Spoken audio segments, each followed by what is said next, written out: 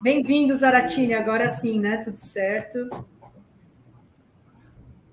Espero que sim. Está me ouvindo agora? Agora sim. Estamos ouvindo muito bem. Vamos lá, né? Vamos lá. Você viu que a Fórum ganhou do MBL, Zara? Pensa o quê? Vitória jurídica. Coisa boa, hein? Coisa boa. Um gostinho de quero mais uns processinhos deles aí para poder ganhar. Zara, como é que você viu a indicação do Dino e do Gonê para o Supremo e para a PGR? Olha, a indicação do Dino eu acho muito boa, né? Porque o Dino é um cara combativo, é um camarada que tem uma visão democrática, né? É uma visão bastante boa aí da sociedade brasileira, o entendimento dos problemas do povo.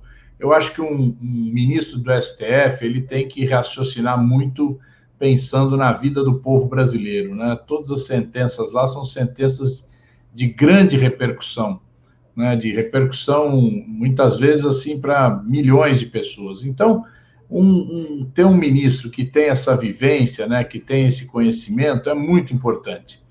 E é um defensor da democracia, sempre foi um defensor da democracia. Em relação ao Gonê, é uma pessoa, como todo mundo está falando, mais de um pensamento conservador, né? Vamos dizer assim, não é um progressista, né? Então, mas todas as credenciais dele também apontam para alguém que vai estar buscando que o Ministério Público faça um papel que não seja o golpismo, né? É isso que a gente espera, né? Que não seja o golpismo que a gente teve em outros momentos aí, onde a ação lavajatista deles foi absolutamente voltada para a derrubada do governo. Então, eu acho que se a gente tiver um Ministério Público que mantenha a sua independência, né? Que isso é muito importante, né? Que tenha essa capacidade de entendimento dos problemas também, que cobre do governo, logicamente, porque o Ministério Público ele também tem esse papel, mas que também haja com ponderação, com respeito à democracia, respeito àqueles que foram eleitos, né? Isso que é muito importante. E agora, Zara, você acha que o Dino vai ser aprovado com folga? Principalmente o Dino, né, que tem um perfil mais perfil progressista. O Gonê já, inclusive, tem pessoas da extrema-direita que elogiaram a indicação, acho que passa com mais facilidade. Mas o Dino, você acha que vai ter alguma dificuldade em ser aprovado pelo Senado? Olha, os bolsonaristas odeiam o Dino, né? Você sabe que cada vez que ele vem aqui na Câmara ou no Senado é uma guerra, os caras ficam ensandecidos. Então, eu acho que esse nível de palhaçada vai ter, né? Vai ter lá aqueles caras vão fazer aquelas bobagens todas para poder obter aí os seus likes aí na rede, né? Vão lá fazer ataques ao Dino. Agora, do ponto de vista da maioria, eu não vejo problemas na aprovação dele, não. Deve ter essas sessões assim, mas não vejo maior problema além disso, não. Pois é, era muito divertido ver o Dino nas convocações, né, com as comissões. É evidente, agora na posição vamos dizer, de indicado, né, e de indicado ao Supremo Tribunal Federal, talvez ele não possa falar do jeito que ele falou como ministro do governo, né, porque já é uma outra posição, né, ele está indicado ao Supremo Tribunal Federal, ele vai ter que julgar com isenção todos os casos. Então, não dá para ficar assim, levando daquele jeito. Eu não sei, mas acho que isso aí também é porcaria, né? Esses caras fazem essa bobageira toda, mas não passa disso, né? Nós temos uma condição de aprovação do Dino muito boa no Senado. Até porque muitos deles vão recuar, né, Zaratini? Sabem que o Dino vai estar lá para julgá-los, e já sabem que é meio que favas contadas, que é difícil derrotar alguma indicação do Supremo. Sendo que ele é senador, nem é um cara do PT, é um cara hoje do PSB, tem ali uma relação boa desde o governo do Maranhão com muita gente da centro-direita e direita, né? Conversava com esses partidos todos para formar aliança. é um cara de diálogo. A despeito de ele marretar os bolsonaristas, o Dino não é um cara, não é um extremista, não é um cara que não conversa, ele é um homem do diálogo. E aí, no diálogo ali, para você conseguir 42 votos, é isso que precisa, né? 41. 41? 41, né? Eu acho aí, Renato, que nós não vamos ter muito problema, não. Agora, o que a gente tem que olhar? Que nós estamos com o STF agora, né, que tem uma maioria do campo democrático, né? A gente quer que esses processos do 8 de janeiro realmente cheguem até o fim, né, que haja condenação daqueles que devem ser condenados, aqueles que não se tem prova que sejam liberados, mas a gente quer que esse processo chegue ao fim. E, logicamente, as conclusões da CPI, né, que apurou os atos de 8 de janeiro, que colocam o Bolsonaro no banco dos réus, têm que ser apurados também pelo Supremo. É isso que a gente espera, né? Porque, vê bem, foi uma tentativa de derrubada de um governo legitimamente eleito. Então, isso não pode ficar assim, não pode a gente achar que, bom, então tá bom, já resolveu, já passou, e agora todo mundo vai para casa. Não, nós queremos realmente que todos aqueles generais, o próprio Bolsonaro, eles sejam também avaliados a conduta deles pelo Ministério Público e, se for o caso, que se apresente a denúncia para julgamento. Né? Esse é o que nós achamos. A conclusão da CPI encaminha para isso. Né? Então, não é só os que estão presos na papuda, não. Vamos pegar aqueles que não estão presos na papuda ainda. Exatamente. Zara, bom, com a indicação do Dino para o Supremo Tribunal Federal, abre-se a vaga de procura-se ministro da Justiça. Tá? Tem ali no Palácio, ali no primeiro prédio ao lado do Palácio do Planalto, tem essa plaquinha, eu passei lá, vi. Aí eu quero saber o que você acha disso. Essa é a grande questão agora, Renato. Quem vai para o lugar do Dino, né? Então, logicamente que o presidente vai aguardar a votação, né? A votação, eu acredito que vai demorar aí mais uns 10 dias, pelo menos, para sair essa votação. E, a partir daí, o presidente vai começar a buscar um nome que esteja lá no Ministério da Justiça. A gente defende que haja um desmembramento, que se crie o Ministério da Segurança Pública. Nós precisamos ter mais foco nessa questão da segurança pública. É um problema grave no Brasil hoje, né? É um problema que não é de agora, é um problema que já vem ao longo dos anos se agravando, né? Que a liberdade que as milícias tiveram durante o governo Bolsonaro fez com que elas crescessem, se armassem mais. Né? Você já viu a quantidade de armas que vêm sendo roubadas dos CACs, né? Roubadas, né? Ou seja, quer dizer, tem muita gente aí que está usando armas dos CACs, né? Tá indo para as milícias, para o crime organizado, e isso tem aumentado a violência no país. Então, a gente precisa ter realmente um foco nessa questão para a gente reduzir essa insegurança que o nosso povo vive hoje nas grandes cidades, principalmente, mas também em várias áreas do país, né? Em várias regiões do Brasil. Mas os nomes colocados aí, né? A gente estava aqui listando aí. Marco Aurélio Carvalho, do Prerrogativas. Parece que tem um apoio do PT, queria até saber de ti. O Messias, que ficou sem a vaga para o Supremo. O Lewandowski, que está viajando com Lula. Falaram até da Simone Tebet, né? Quem mais que tem aí? O Capelli. O Capelli, que é o secretário executivo atual. Já falei, Lewandowski. Que análise você faz de cada nome? E aí, defendendo a sua separação aí, quer dizer, ficaria talvez até mais fácil de compor um para a segurança pública, outro para a justiça. Primeira coisa, a gente tem que discutir se o Lula vai separar mesmo, né? Até agora o Lula não tem se movimentado nesse sentido, né? Ele tem mantido essa posição de um ministério único. Segunda questão, qual é vai manter a cota partidária, né? Quer dizer, vai continuar com o PSB, o ministério, ou a opção vai ser escolher um nome independente de partido, né?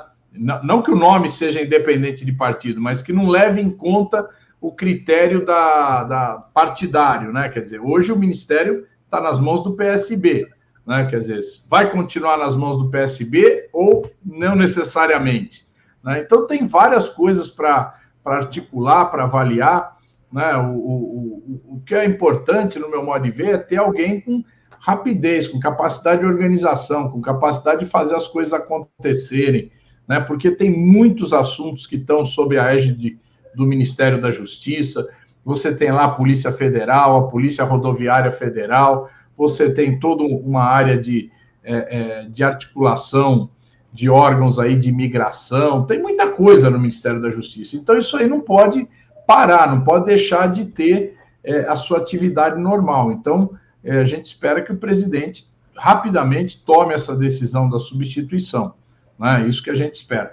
E, na minha opinião, né, particular, na opinião de muita gente do PT também, a gente seria favorável a essa divisão do Ministério, a criação do Ministério da Segurança Pública.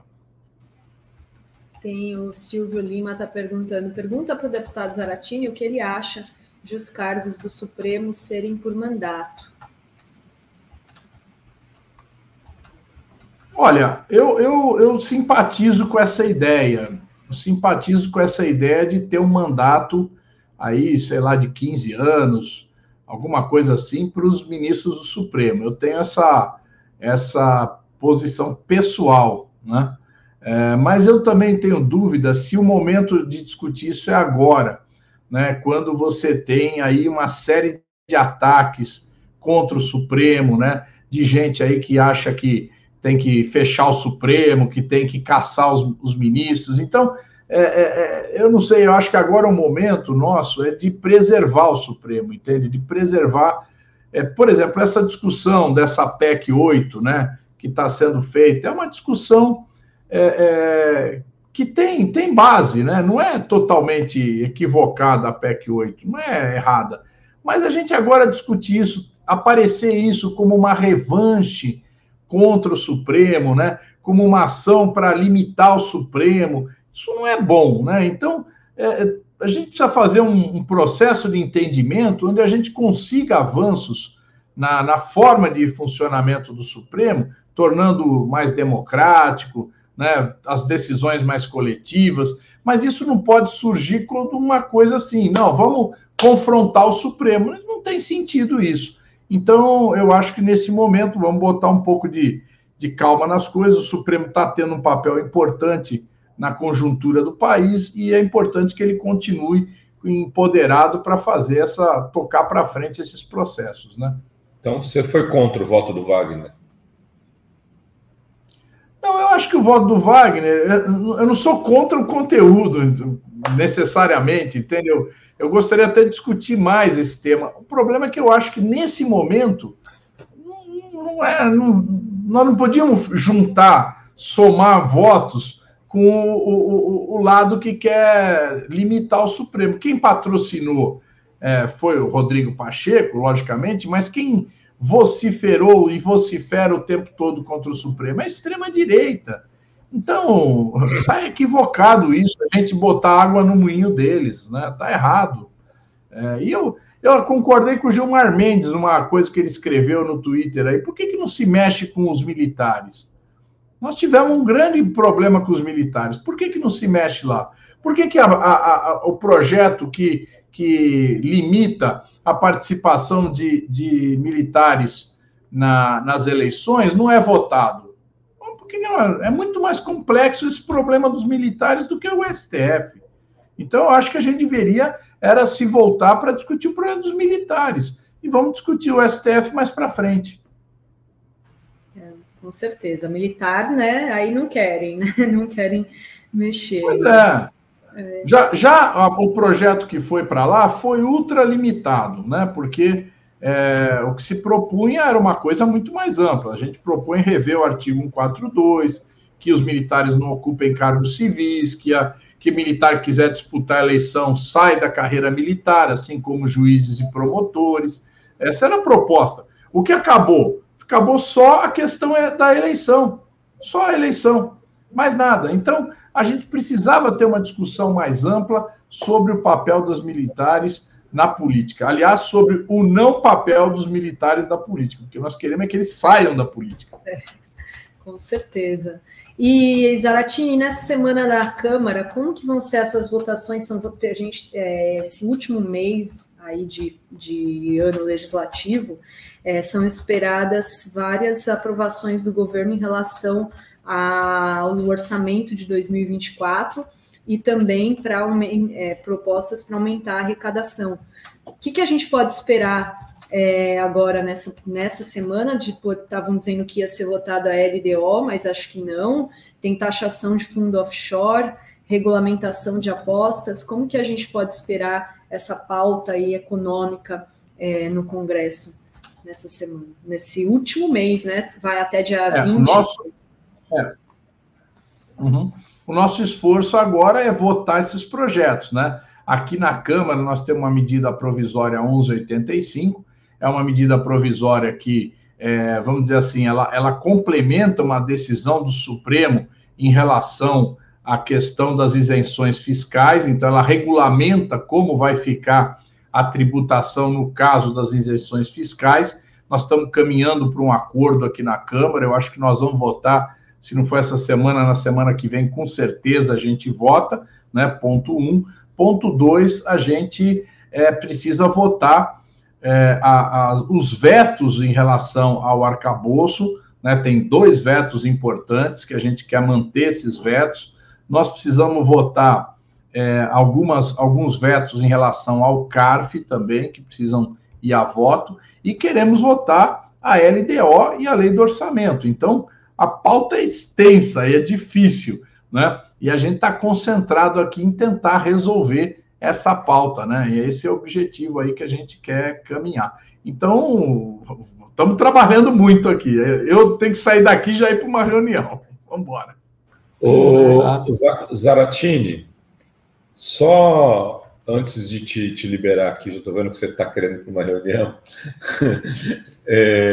eu queria que você fizesse uma análise da eleição do processo eleitoral do ano que vem, né? Porque estamos virando o ano e já está todo mundo olhando para outubro, né? Como é que vai ser o cenário das eleições municipais? O Centrão, que se convencionou chamar Centrão, muito forte na eleição passada. Eu acho que por muito pouco eles não ganharam a eleição para o Bolsonaro.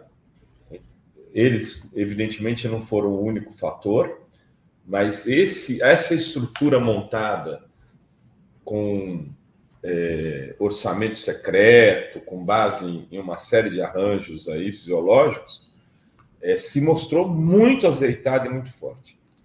Quer dizer, a prova dos 9 é agora nas eleições de prefeitos e vereadores, porque se eles conseguirem colher esse resultado na mesma medida que colheram em 2022, a eleição de 2026 fica muito complicada, na minha opinião. Eu queria te ouvir em relação a isso e o que o governo está fazendo para mudar essa correlação de forças. Olha, primeiro a gente tem que ver que não é uma eleição. São 5.500 eleições, né? Cada eleição tem uma característica completamente diferente da outra, né? E o que a gente vê? E qual é a avaliação de quem ganhou, quem perdeu? É quem ganhou nas capitais? É quem ganhou em São Paulo? É quem ganhou a maioria dos municípios? É uma conta difícil de fazer, Renato, e a gente ter uma avaliação concreta do resultado. Porque se, por exemplo, o Boulos ganhar em São Paulo, é uma grande vitória do governo, né? Se ganhar Belo Horizonte, se ganhar o Rio de Janeiro, né? Se ganhar outras capitais, são vitórias que têm uma expressividade nacional. E não necessariamente você consegue alastrar isso no número de prefeituras. O que eu acho? Eu acho que o PT e os partidos de esquerda vão crescer nessa eleição. vão crescer. Vai ter um crescimento bastante grande. Não que isso ainda torne maioria dos municípios. A maioria dos municípios nem sequer vai ter candidatos do campo da esquerda, né? Então, evidentemente, você não tem candidato, você não tem vitória, né? Mas eu acho que nós vamos ter uma mudança das administrações municipais. Eu vejo o bolsonarismo enfraquecido, né? O bolsonarismo não tem o mesmo ímpeto que tinha antes. Essa é uma eleição que não é casada com a eleição presidencial, então, vamos dizer assim, a suposta liderança do Bolsonaro não se faz a casadinha como ele fez com o Tarcísio, como ele fez com outros candidatos a governador, que ele puxou os candidatos para cima, então não é a mesma coisa, né? Então eu acho que nós vamos ter uma condição de melhoria, de crescimento do campo da esquerda. Agora, o que o governo está fazendo? O governo tem que governar, o governo tem que mostrar, né, colocar para funcionar os seus programas, e isso o governo está fazendo, né? Todos os programas que o Lula se comprometeu em retomar estão sendo retomados, né? Nós estamos vendo aí a começar a aparecer os resultados no campo econômico, diminuição do desemprego, estabilidade de preços, né? Controle do preço dos combustíveis. Então, a situação de vida do povo brasileiro, ela vai melhorando. Não está melhorando tanto quanto a gente gostaria. Nós temos uma taxa de juros absurda, né, que faz com que a economia não dê um salto à frente. Mas a gente está conseguindo, aos poucos, avançar. Se a gente conseguir agora aprovar esses projetos que recuperam receita, né, nós vamos ter condições do ano que vem fazer mais investimentos.